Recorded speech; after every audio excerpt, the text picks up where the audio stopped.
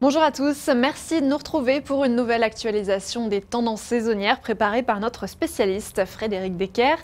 C'est un vaste anticyclone qui est en vue pour ce mois de juillet sur une grande partie de l'Europe, depuis la péninsule ibérique jusqu'en Russie, avec donc des conditions très estivales, du soleil, de la chaleur, en particulier en Espagne et vers la mer Noire.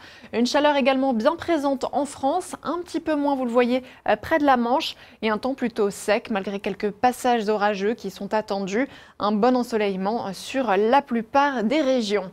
Prévoyez une météo plus contrastée en août avec des dépressions récurrentes sur le nord du continent et le recul de l'anticyclone vers les Açores et la Méditerranée. Résultat sur la France, une relative fraîcheur au nord de la Loire malgré un assez bon ensoleillement.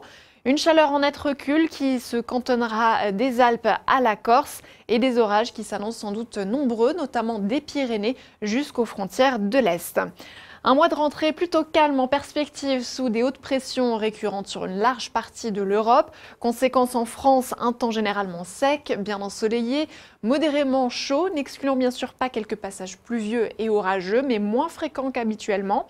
Des conditions en revanche plus instables sont attendues entre le Portugal et l'Italie. Retour des dépressions a priori en octobre, en particulier autour de la Méditerranée, alors qu'un temps anticyclonique dominerait le nord de l'Europe. La France serait au carrefour de ces différentes influences, avec un temps du coup très changeant. Humidité récurrente tout de même vers la Bretagne, au plus proche d'une dépression présente assez fréquemment sur le golfe de Gascogne. Des pluies et des orages fréquents sur les régions méditerranéennes sous une relative chaleur et des températures et des précipitations sinon plutôt de saison partout ailleurs.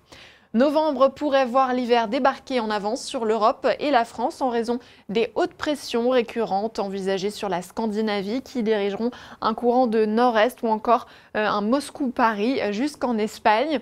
Pour la France, un mois donc bien froid en perspective avec des gelées fréquentes et marquées, des précipitations globalement de saison, mais sans doute importantes sur les régions méditerranéennes, vous le voyez, et des premiers épisodes neigeux précoces probables jusqu'en plaine et a priori beaucoup de neige déjà sur le sud des Alpes.